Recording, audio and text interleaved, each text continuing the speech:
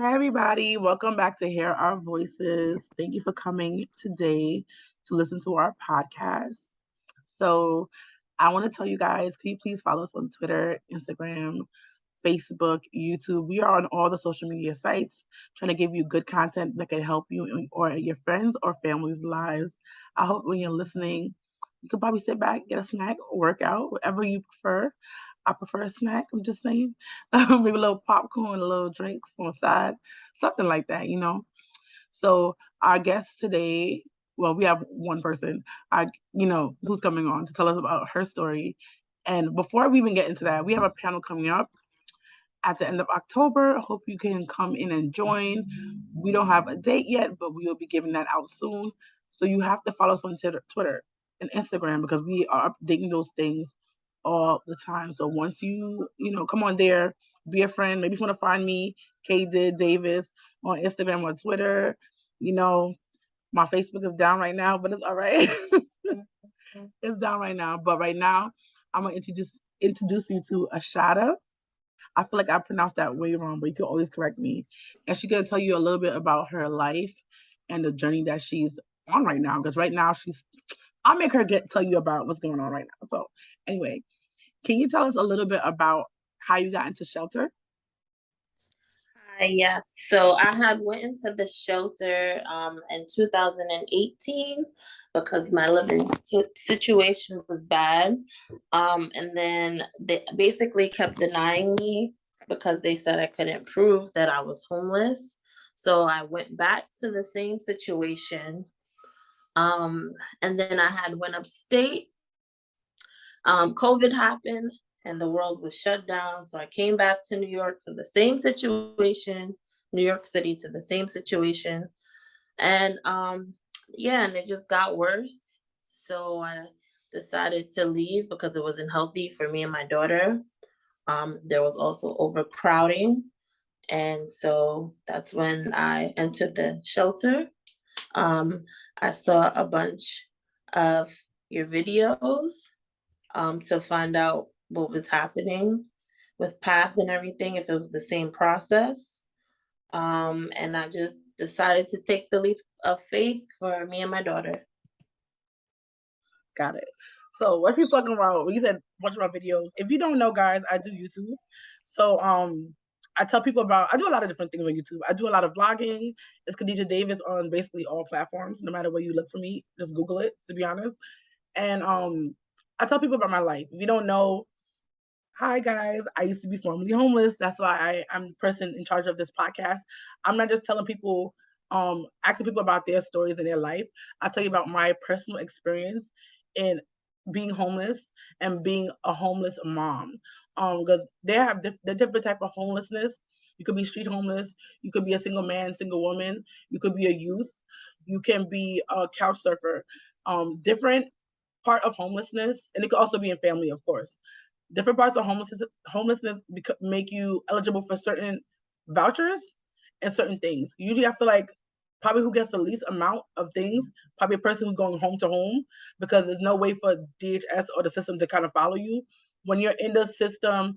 As in, and I feel like street also feel like they get money, but because they don't, there's a street, there's no really like paper trail. I feel like when you're in a single or men's or family and youth, it's easier to follow you because you are, it's a paper trail. They have a number that they give each person, and that number follows you no matter what system you go into. So it's easy to follow you there. So I tell people about my experience because I want to help people. At first, I was kind of nervous putting out my first video about me being homeless because I was doing videos when I was in the shelter, but people didn't know I was in the shelter because all you see is the background. You don't know where exactly it is.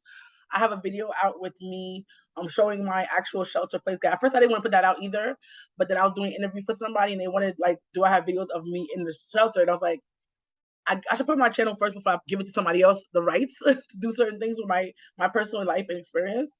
So that's what she's talking about. She actually saw me at my daughter's school at the time. Well, she doesn't go there anymore, but she saw me and she recognized me from there. And that's how I actually met her. And but yeah, so that's what she's talking about. So try to explain certain things. If you're new here, also the families go in New York City. They go through PATH, which is basically where the families go when they're homeless in New York City. So Yes. Um, can I ask you what problems you were having, if you mind going into that with your family members at the time? Yeah. Yes. So it was a lot of overcrowding. Basically my mother and my uncle, they have other people. It's a 2 bedroom, and so it's that, and then they have spouses that live with them. Um, and one of them particularly just made me feel uncomfortable. Just he was in and out of my life, just like mentally abusing me since I was younger, and I didn't want the same thing for my daughter. Just people throwing my stuff out, touching my stuff, me and my daughter's stuff. Just yelling at her. So it was just a lot of mental abuse on both our ends, and yeah, that's what led me to go back to PATH because the situation got worse. So I don't know if you want to get into what they're putting you at a path before I get into anything else. When you went to path, where do they put you? What section of path that you got accepted for? That makes sense. Well, they really didn't. Now it's phone calls. Before they would have you meet with specialists, but now it's just a phone call, basically asking what your situation is. And then they placed me within like an hour and a half after the first phone call, basically asking me what happened and everything. And then I had to send in my documents the day after. And that's when they find you eligible or ineligible. And they were trying to classify me as DV, but that hasn't been done yet, and it's been like 2 months now. Oh wow, that's a long time. I didn't know it was that long, to be honest. I thought it was like, a couple of weeks, maybe a month.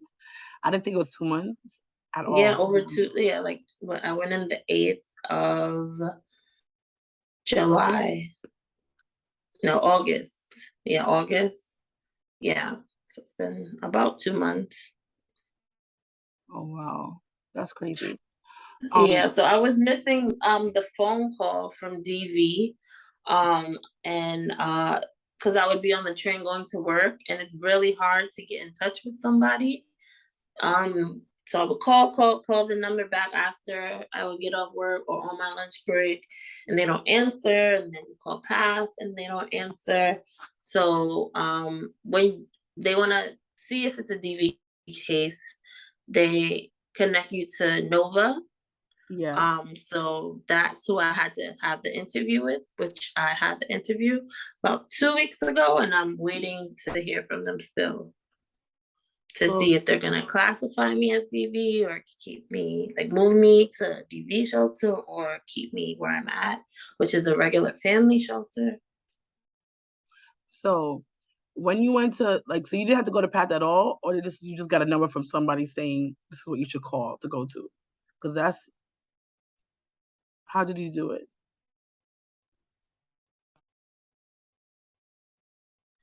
Whenever I'm found ineligible, I have to go back to PATH.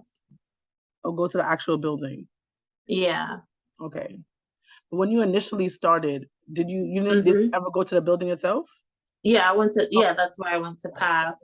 They asked me my situation. I filled out the forms, basically, your name, your child's name, the last address you was at, why do you need housing, emergency housing. And then they say, okay, go upstairs to the third floor and you're gonna wait for a phone call. So you're not actually meeting with anybody, but you have to stay in the building for a phone call. And then they'll tell you go downstairs to get placed, which I was placed in about an hour and a half, maybe a little less after the phone call. Um, yeah, and then I've been here ever since. that's very unique. I think a lot of things changed honestly because of COVID. Because I've never, and I've been through Path many a times myself before COVID, Mhm. and I'm there all day. You get there for the morning, you're leaving at night. Like it's pitch dark at night, 11 to 12 o'clock at night. You're leaving with your kid. Your kid is hungry. They give you food there, but it's not the like school food, Right. and it's not even like Right. regular like pizza from It's school. It's like a sandwich. might be junk food Right. because You might get a good chips if it's good that day. And if you have a some baby, of they give that you like Pampers and milk. They give you those things like lunch meat is great. right. But it's now because of COVID, I guess they don't want people to have in person interactions for safety for health, which makes sense. Right. They are doing a lot of things through the phone. So what if a person doesn't have a phone? What do they do then? That's kind of I have no idea, but they ask you, do you have a working phone? And I say yes. And you gotta be able to answer those phone calls throughout that whole day. So I think I had a series of 3 phone calls, but it was basically the same questions. With why do you need housing? What's your situation? Your info, like for you and your child or children. And basically, yeah, it was a series of 3 calls. I guess they were for different departments, I but they think didn't. it is because when I was Yeah, in there, they be asking you the same questions, but it'd be different people asking you the same questions. Like they right. want to see where you're gonna slip up at. Like, no, I'm homeless. I just need your help. Exactly. Like you're trying to do all this probing. I'm telling you, I don't got no place to go. I need to go somewhere. Just help me. But they want you to go like an HRA plan. You want to go through this, especially because it's DV. As you said, they go through Mhm. Nova, which I thought if you're part of or they want you to put in Nova, they'll automatically put you in a DV shelter and not in a regular shelter, which is weird all by itself. Um, it's very interesting, and DV shelters are very strict from what I hear. I found out yesterday from Destiny. If you guys heard that one already with that podcast, but they have a lot of rules and a lot of restrictions because it's a DV shelter and because of safety of yourself and others who are in the actual building kind of thing. It's very very strict. You think a shelter is strict? They are strict, which is understandable, you know. Um, but it's just interesting. All right, first thing, as you might know, I'm recording this in October, which is Domestic Violence Month, and it's crazy to me. Granted, anybody could come and say I could somebody's verbally abusing me. I guess because they want proof, and people might take advantage of the system, which I understand because a lot of people tend to do those things with different things like this, you know, even with welfare and all this stuff. So I understand why they make it so crazy just to get in these programs, but if a mother and child comes in and I feel like it's not like she's a recurring offender of this, you know, but she did try to go in before they wouldn't take her. It's like, where do you think I should go with my child? And to me, it's just like kind of crazy. I feel like you should listen to this person and really see. Do you have like text messages of this person being, you know, certain things to you? Because verbal abuse is still abuse, guys. And people might not think it is because you're not getting hurt. Domestic violence comes in many different ways, and verbal, financial, physical, mental, these are all forms of abuse. And if that's happening to you, you need to get out of that situation before it can become physical and that you could actually lose your life because of it. So just be aware of people around you, people you have in your circle, people you're kind of forced to be with because you can't do any better. But I know the shelter's not the best place to be, but if you can get to a shelter, a safe haven, a place that can really help you, try to go in those places because that's what they're set up for, to help a person like you. And the thing about it with when it's not physically, it's hard to prove. Physically, it's easier to prove because you can see it. But mental abuse, unless you record it or keep a text message of it actually happening, is much harder to prove. And in her situation, a lot of vouchers she said can't even go for it yet. If she might qualify because um she's not eligible. So if you don't know, guys, they have a 90-day rule in shelter, and they have also eligibility rule. The eligibility rule for saying, oh yes, you can be placed in a shelter, you can get help, is usually 10 days before COVID. And honestly, they did it kind of more than that before COVID, but that's neither here nor there. The standard said 10 days, right? So after the 10 days, they say if you are nay, yay or nay. After that, if it's nay, you use before COVID, you have to go back to the shelter and do all this paperwork. Now, because of COVID, they don't people all the germs getting around and cleaning and all the stuff. They make families stay in the shelter, but they have to go through the process over again or do a fair hearing. These are the steps you got to take. So people think that you're getting a shelter, you get in there 1, 2, 3, you get an apartment. No, that's not how it happens. It's a process. Some people can go in there for a short amount of time and get out, but most time families are staying there over a year and change. That's the average amount for families. I don't know the ins and outs. And I have Yes. read that less families are going in, but more people are staying longer. Yeah. With COVID is even longer because of everything happening and rent going up and then vouchers and people not taking the vouchers even less now. So it can be very stressful. So it's not if you Mm. think the shelter's gonna be an end all be all, it's not. It takes time, takes patience, and it takes a lot of advocacy for yourself in the situation. So once you get accepted into shelter, there's a rule that you have to stay there at least 90 days. And mind you, a person can get, as she said, it's about to be 2 months. So 90 days is usually approximately 3 months. That's usually how it is, unless you got like 31 days in a month or so, depending on, how that works. But an average, most majority of the time is 3 months for 90 days. That's how it usually adds out to, right? Because she got denied all these times, her 90 days don't start until they accept her into shelter. Because of that, she's gonna be in shelter even longer, and our tax money gets waste even longer on her. That doesn't like waste, but we're helping her and her family. But because she has to stay in shelter longer and she can keep on get denied, we put more money into the system to take care of the family. That's how it goes. Because HRA pays for the rent in shelter while she's there. That's how it kind of works out. So I want you to to really understand this dilemma of things going on.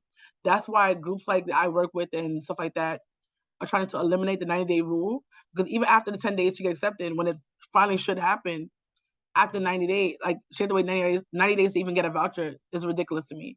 And she could have got out. She works. She's not a person who's not working. She works. She has her daughter, and she could qualify for certain things. But with the 90-day rule, she got to stay in there even longer, which makes no sense. But yes. So because you haven't got accepted yet and things like that, how has it been going? Have they been giving you help with anything? Well, no. I've basically been trying to, I trying to figure things out on my own. Um, I found something. Well, Path had told me about the floating hospital, and I Okay. went there for just a checkup, a regular checkup, because I haven't been there for a while, and I've been using their resources. But as far as the shelter I'm in, there's only 2 people handling cases, and there's 4 floors, about 11 units on each floor. So that's not really enough people to help.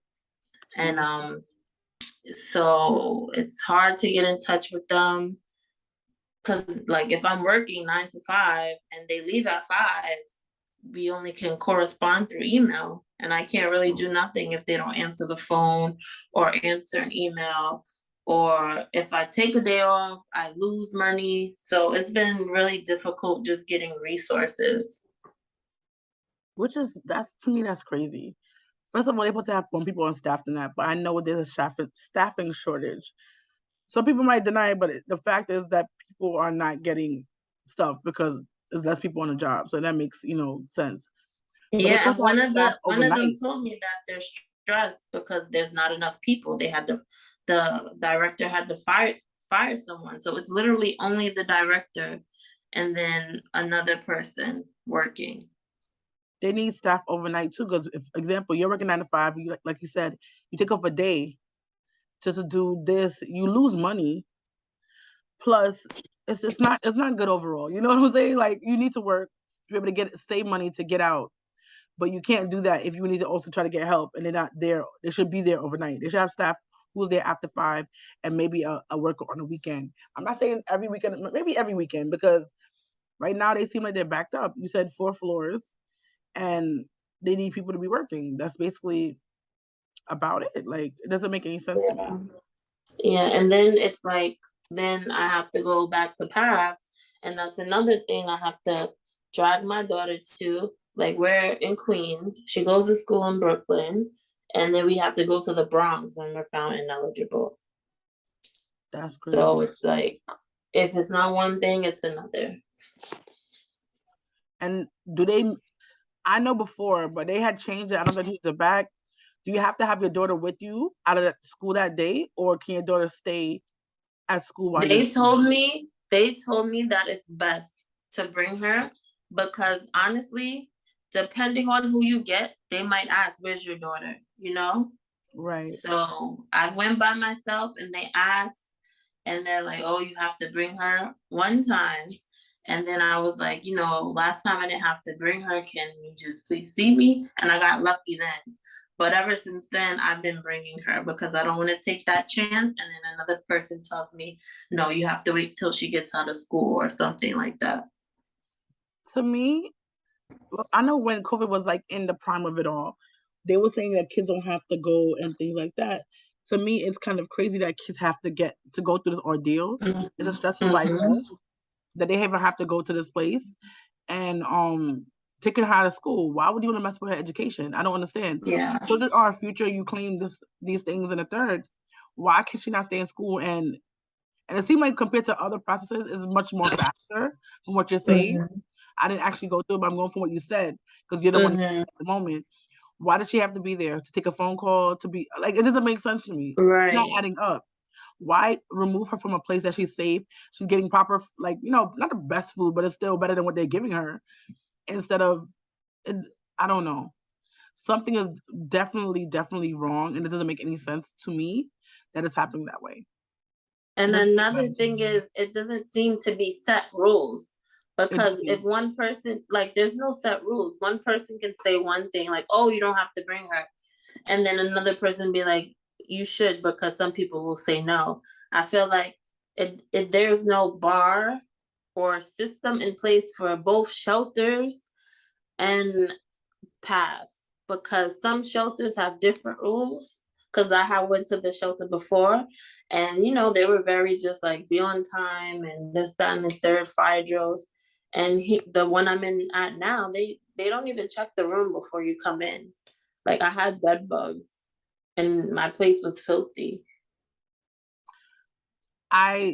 It's crazy. It's because different entities own different shelters, and Mm-hmm. and that's the thing. That's like Path can't even do nothing about it. It sounds so bad, but I feel like, as you said, all of them should have the same rules and regulation. But because Mm-hmm. each organization is run differently and by different people and different entities and things like that, that's why that happened. So tell me a little bit. Hi guys, thank you for coming to this week's episode. Come in the week after next, because next week is Halloween. Sorry, next week is Thanksgiving, so we're actually not dropping a video for that day. So, you can come back the week after, and you'll hear the story of the part 2 of the story. So, thank you for tuning in, and see you next time. Bye.